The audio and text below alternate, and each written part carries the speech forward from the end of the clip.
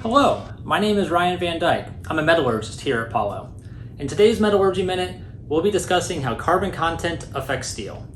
Steel, in its most basic definition, is an alloy between the elements iron and carbon.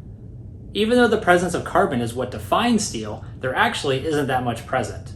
The majority of steels have between a little bit more than 0 and 1% carbon by weight, although some specialty steels, like some tool steels, can have more.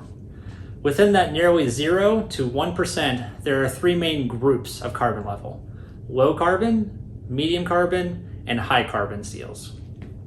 Low carbon steels are considered to be those with a bit more than 0, but less than 0.2 weight percent carbon.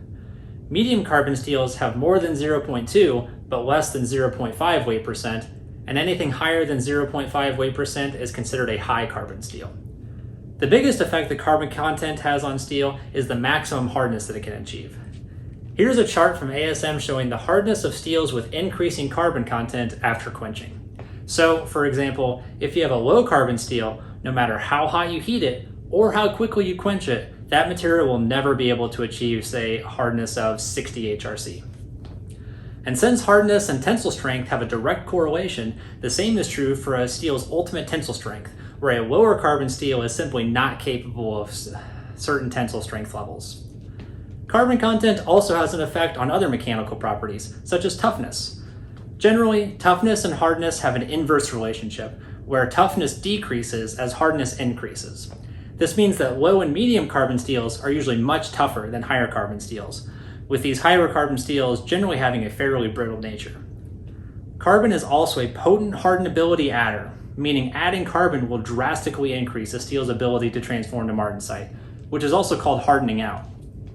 Many low carbon steels have a very difficult time hardening, even in very thin sections. Medium carbon steels will generally harden well, especially when other elements that also increase hardenability are added.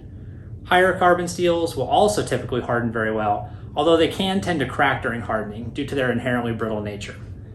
Lastly, carbon content has a huge influence on the type of microstructure a given steel has. Carbides, for example, are an intermetallic phase that can be present in some higher carbon steels, which can significantly increase a steel's wear resistance due to their very hard nature.